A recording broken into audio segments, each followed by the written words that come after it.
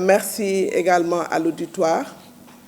Du côté de la CEDEAO, je pourrais dire que très tôt, les questions d'inégalité de genre ont été inscrites dans l'agenda d'intégration régionale.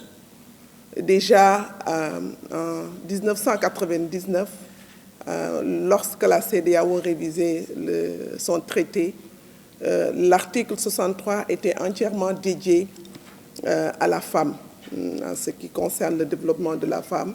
Je peux dire que c'est de là d'où est partie une réelle prise en charge des questions d'inégalité de genre au sein du mécanisme. De ce traité révisé, de cet article 63, nous sommes passés à l'élaboration d'une politique genre en 2004 avec l'appui d'institutions régionales comme ONU Femmes. Et cette politique genre était le cadre de référence sur lequel on s'est appuyé pour mettre en place un mécanisme de gestion des questions de genre au niveau de la sous-région. La politique genre nous a conduit à la mise en place du centre de la CEDEAO pour le développement du genre, qui est basé ici à Dakar et qui se trouve être l'agence spécialisée de la CEDEAO en charge de traduire ou traduire en programme opérationnel cette politique genre. Nous travaillons avec les 15 pays et nous avons des portes d'entrée au niveau des ministères en charge des questions de genre dans les pays. Nous collaborons étroitement avec les organisations de la société civile, particulièrement celles qui travaillent sur les questions de promotion du genre. Et nous avons pu fédérer, je peux dire, l'ensemble des organisations de la société civile qui travaillent sur les questions de femmes, paix et sécurité. Et nous avons mis en place un réseau régional appelé Réseau Femmes, Paix et Sécurité de l'espace CEDEAO, le RESFECO. Et avec ce réseau, on travaille sur l'élaboration de politiques genre, de plans d'action que nous mettons en œuvre en collaboration avec toutes les parties prenantes. Comme vous le savez, je peux dire, sur le continent africain, tous les pays disposent aujourd'hui de politiques de lutte contre les violences basées sur le genre. L'ensemble des pays, les discours de ce matin sont largement revenus sur cela, particulièrement le discours du ministre de la Justice. Tout à l'heure aussi, le procureur en a parlé. Tous les pays africains ont ratifié des conventions qui portent sur ces questions de violence basées sur le genre, à commencer par la CEDEF, le protocole de Maputo, la charte africaine des droits de l'homme. Donc l'ensemble des pays ont ratifié. Mais il se trouve qu'au niveau de la mise en œuvre, on a quelques difficultés et nous reviendrons sur cela. Justement, comment est-ce que le réseau s'adapte en temps de conflit pour garantir la protection des femmes? Le réseau, je peux dire même là, ce week-end passé, le réseau était ici à Radisson pour statuer sur la situation actuelle du Sénégal. C'est un réseau très dynamique qui dispose d'antennes nationales dans les 15 pays. Chaque pays a son antenne nationale. Et il mène le plaidoyer au niveau des pays. À chaque fois qu'il y a des situations critiques, le réseau se positionne avec des déclarations. Mais aussi, le réseau travaille avec les communautés sur des programmes de développement. Parce qu'aujourd'hui, le facteur de vulnérabilité majeur des femmes, c'est le manque d'autonomisation. Les femmes ne sont pas autonomes, pas sur le plan économique seulement, mais en termes de participation au niveau des sphères décisionnelles. Et le réseau travaille sur le renforcement de capacité des femmes à pouvoir participer politiquement dans leur pays, mais aussi des transferts de compétences dans les domaines des questions de genre, surtout des questions de droits de femmes. Le réseau travaille énormément avec les pays sur ces questions. Le réseau également travaille avec les gouvernements pour influencer, avec l'appui de la CEDEAO bien sûr, influencer un peu les changements de normes, influencer également une mise en œuvre effective des textes de loi qui protègent les femmes, surtout dans les moments de conflit. Et le réseau également travaille sur une coordination au niveau sous-régional parce que ces questions de violence basées sur le genre sont des questions transfrontalières.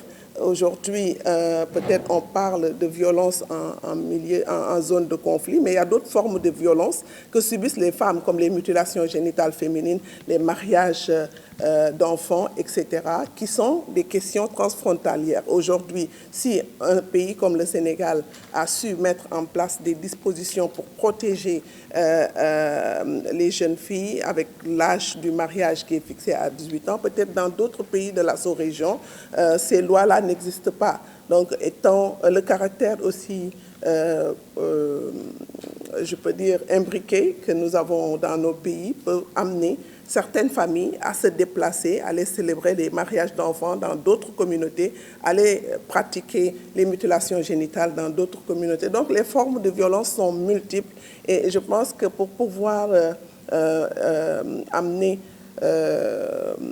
lutter plus efficacement avec ces formes de violence, il faut une approche régionale. Et c'est pour cela qu'on trouve que le réseau a sa pertinence et sa raison d'être. Merci beaucoup. Alors, on va revenir tout à l'heure à... Alors, quels moyens vous utilisez pour renforcer la sensibilisation sur l'importance des droits des femmes et notamment la lutte contre les violences sexuelles?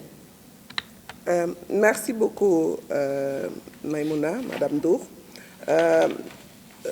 Nous sommes toujours dans la logique de développer des politiques de protection des droits des femmes. Et récemment, en décembre 2021, la CEDEAO a fait adopter par l'ensemble des pays membres et les chefs d'État de ces pays une politique, on l'a appelée stratégie régionale de la CEDEAO pour la prévention et la réponse à la violence sexuelle et sexiste et l'élimination de toutes les violences à l'égard des femmes et des filles. L'objectif stratégique de cette nouvelle politique est de créer une société où on n'aura plus de violence, de tolérance zéro aux violences basées sur le genre. Nous avons établi un plan de mise en œuvre de cette nouvelle politique à court terme, c'est-à-dire une échéance de 0 à 3 ans, moyen terme 4 ans à 6 ans et long terme 7 à 10 ans. Cette politique est accompagnée de dispositions qui portent sur le renforcement de la base de connaissances sur toutes les formes de violence basées sur le genre, afin de servir de base de politique et d'action plus efficaces. Nous avons estimé qu'il y avait vraiment un manque un manque de connaissances sur ces questions de violence. Nous avons également retenu de travailler sur les facteurs économiques et communautaires qui influencent la vulnérabilité au VBG dans les États membres. Également, l'élaboration, la mise en œuvre et le renforcement des lois et politiques pertinentes en matière de violence sexuelle, surtout dans les zones de conflit, au niveau régional, national, mais aussi nous adresser aux questions connexes au VBG dans tous les secteurs concernés. Et ce qui nous amène à considérer les soins, l'accès aux soins de prise en charge, les services de prise en charge. Ce matin, on a parlé surtout de la difficulté aux victimes d'aller vers la police, d'aller même vers les structures hospitalières. Donc, cette nouvelle politique est là pour travailler sur ces questions. La mise en place aussi de ces services de prévention et de protection des victimes de VBG dans les moments de conflit nous pousse à mettre en place des structures d'urgence. On l'a appelé situation d'urgence et de crise humanitaire. Nous sommes en train de travailler, de réfléchir comment mettre en place ce genre de mécanisme pour que les victimes qui sont dans des zones d'accès difficiles, surtout dans les zones de conflit, puissent avoir cette prise en charge rapprochée. Nous avons aussi réfléchi sur l'implication des hommes et des garçons comme des alliés et des champions pour le changement des mentalités sur les questions de VBG. Il y a tout un programme que nous sommes en train actuellement de mettre en œuvre autour de cette nouvelle stratégie que l'ensemble des 15 pays et l'ensemble des chefs d'État ont voté en décembre 2021 pour vraiment arriver à tolérance zéro aux violences basées sur le genre dans la sous-région. Merci beaucoup, Salimata.